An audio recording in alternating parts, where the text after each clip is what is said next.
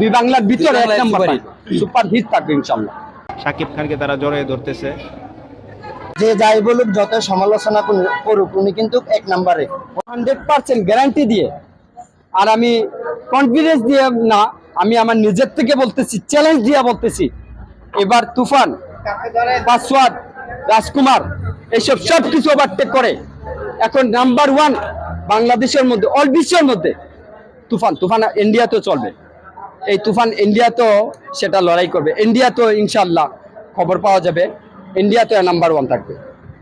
এই তুফান আসার আগে মানে সিলেটের ব্যাপারটা একটু জানতে চাই। আপনি সিলেটে কেমন দর্শকদের উন্মাদনা? আমাদের সিলেটে প্রচুর দর্শক, প্রচুর পুরা, যদি আমি আমার নিজের দেখা মতো, আমি এক দ্বারা এই 12 দিন আমি সিনেমা দেখেছি, 5 সিনেমা দেখেছি গত ঈদে। এই 23-এ পাসওয়ার্ড আমি দেখেছি, 23-এ না 23-এ দেখেছি, আমি 22-এ দেখেছি আমি পাসওয়ার্ড। পুরা আমি 12 দিন আমি দেখেছি, পুরা 12 দিন হল গেছে, একদম ভর্তি হল, টিকিট পাওয়া যায়নি।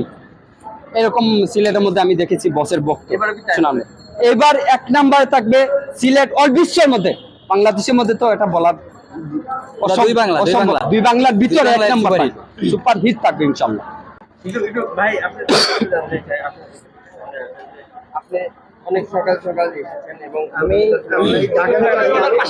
আমি আসছি চাঁদপুর থেকে। আমি একমাত্র শাকিব খানের সিনেমা দেখার জন্য চাঁদপুর থেকে আসছি। আমি শাকিব খানের ওরকম ভক্ত না, কিন্তু ওনাকে আমার অনেক ভালো লাগে, কারণ উনি বাংলাদেশের নাম্বার 1 হিরো।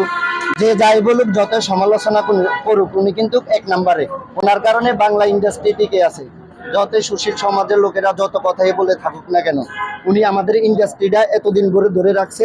তো সামনে আরো ভালো কিছু করবো, যতদিন যাইব তত আরো ভালো কিছু করবো আশা করি আমরা।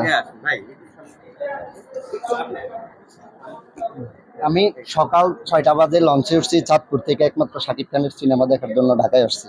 আবার সিনেমাটা দেখা হইলে চলে যাবো, কারণ আমাদের চাঁদপুর থেকে আসলেন, চাঁদপুরে কোনো রিলিজ পায় নাই এখনো? চাঁদপুরে ওরকম হল নাই, আর ওরকম ভাবে চাঁদপুরে অনেক প্রচুর।